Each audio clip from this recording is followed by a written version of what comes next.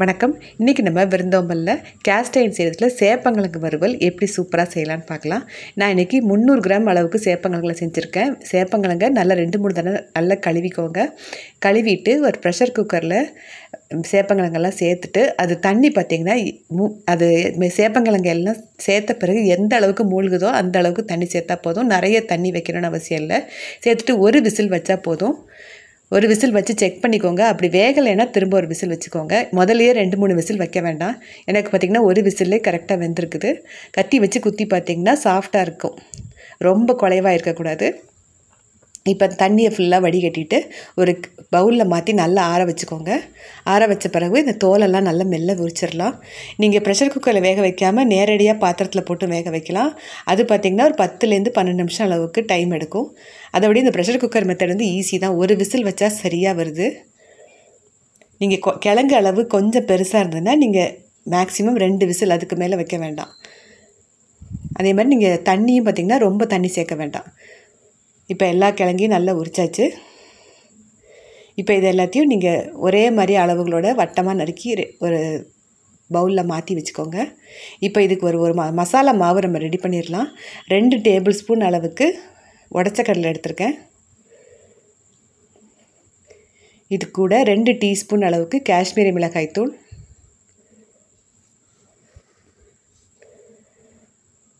இப்போ அடுத்தது 1 டீஸ்பூன் அளவுக்கு சாம்பார் பொடி,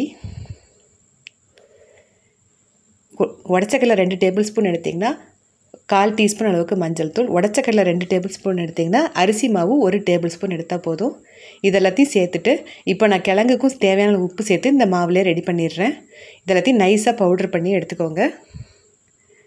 இப்போ நம்ம ஆற வச்சு நறுக்கி வச்சுருக்க கிழங்குல இந்த மாவை நம்ம சேர்த்துட்டு நல்லா பரட்டி விட போகிறோம். இது கூட ஒரு டேபிள் ஸ்பூன் அளவுக்கு தட்டி வச்சுருக்க பூண்டு தோலோடு தட்டிக்கோங்க. தோல் உரிக்கணும்னு அவசியம் இல்லை.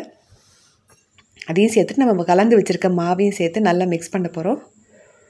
இந்த சேப்பங்கிழங்குல இருக்க எக்ஸ்ட்ரா வலுவழுப்பு தன்மையெல்லாம் அந்த மாவு சேர்த்த உடனே கரெக்டாக செட் ஆகிரும். உங்களுக்கு நல்லா கலந்து விட்டுருவோம். நீங்கள் உங்களுக்கு உடச்சக்கடலை மாவு கஷ்டமாக இருக்குன்னா நீங்கள் கடலை மாவு கூட சேர்க்கலாம். கடலை மாவு செய்கிறத விட இதில் செய்யும் போது பார்த்திங்கன்னா டேஸ்ட் ரொம்ப நல்லாயிருக்கு.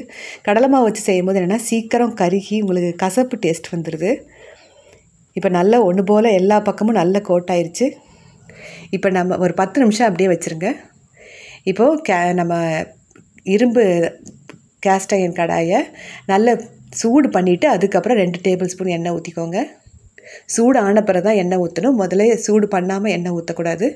எண்ணெய் சூடு ஆனதும் இப்போ நம்ம கலந்து வச்சுருக்க சேப்பங்கிழங்கு மசாலாவை அந்த பூண்டு எல்லாத்தையும் சேர்த்துட்டு இப்போ ஒன்று போல் சேர்த்துக்கோங்க. இப்போ நல்லா மிக்ஸ் பண்ணிவிட்டு மெதுவாக மிக்ஸ் பண்ணிவிட்டு அதை அப்படியே ஒரு சிங்கிள் லேயராக ஒன்று மேலே ஒன்றா இல்லாமல் எல்லா பக்கமும் எல்லா கிழங்கும் நல்லா அந்த ஹீட் படுற மாதிரி நல்லா இது லேயர் ஒரு சிங்கிள் லேயராக பரப்பி விட்டுக்கோங்க. இப்போ கருவேப்பிலை, இந்த கருவேப்பிலை இந்த ஸ்டேஜில் சேர்த்திங்கன்னா அதுவும் சேர்த்து உங்களுக்கு அந்த ரோஸ்ட் ஆகிற பக்குவம் உங்களுக்கு தெரியும். அதுக்காக தான் நான் எப்போதும் நடுவில் தான் சேர்ப்பேன், தாளிக்கும் போது சேர்க்க மாட்டேன். இப்போ ஒரு 2 டேபிள் ஸ்பூன் எண்ணெய் ஊற்றிக்கோங்க ஓரத்துலேருந்து.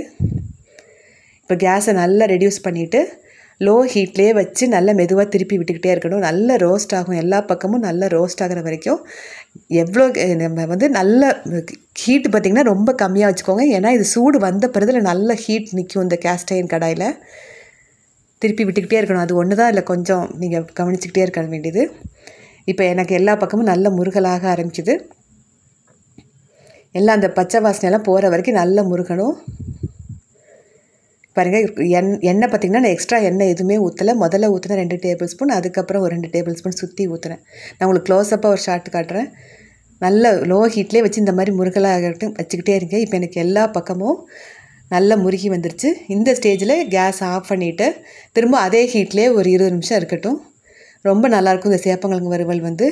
நீங்களும் இதே அளவுகளோட செய்முறையில் செஞ்சு பாருங்கள் சேப்பங்கிழங்கு வறுவலை.